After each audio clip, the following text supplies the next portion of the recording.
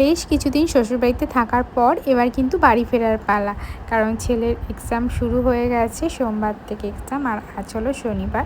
তো আজকে আমরা যাব কৃষ্ণনগর। তো কৃষ্ণনগরে শনিবার রাতটা থেকে আমরা কিন্তু রবিবার আবার কলকাতা মানে খড়দাতে চলে যাব। তো দেখো এখানে সকাল সকাল রেডি হয়ে বেরিয়ে পড়েছি।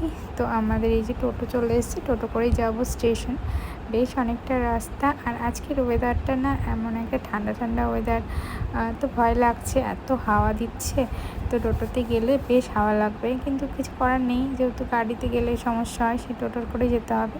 তো দেখো বাইরের ওয়েদারটা একদম মেঘলা ওয়েদার মনে হচ্ছে। এখন মোটামুটি 8:30 মতো বাজে, আর ছেলেকে যেহেতু বেশ সকালবেলা ঘুম থেকে তুলেছিলাম, সেই জন্য টোটোতে উঠতেই ও কিন্তু হাওয়া পেয়ে ঘুমিয়ে গেছে। আর এদিকে আমার অবস্থা দেখো, এতই ঠান্ডা লাগছে যে ঢেকে নিয়েছি কান পান। তো যাই হোক, বলতে বলতে পৌঁছে গেছি স্টেশনে। আর আজকে না কি হয়েছে জানো তো, একদম 5 মিনিট আগে আমরা স্টেশনে পৌঁছেছি।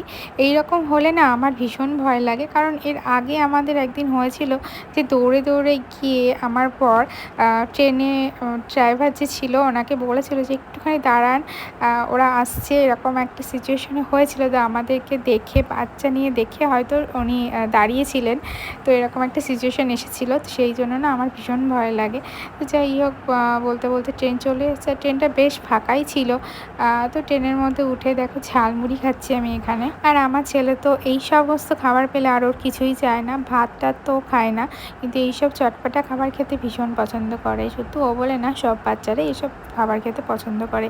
আর ট্রেনের মধ্যে এগুলো টুকটাক না দিলে না ট্রেনের মধ্যে একদমই থাকতে চায় না, ভীষণ কান্নাকাটি করে। তো যাই হোক, বলতে বলতে কিন্তু আমরা পৌঁছেও গেছি কৃষ্ণনগর। তো কৃষ্ণনগরে নেমে গেছি স্টেশনে, আর এবার চলে যাব বাড়ি। দেখো সেই সকালে বেরিয়েছি, এখন মোটামুটি 12টার মতো বেজে গেছে। আমাকে দেখেই বুঝতে পারছো আমার কেমন বিধ্বস্ত অবস্থা। তো যাই হোক, আজকে এটুকুই শেয়ার করলাম। টাটা।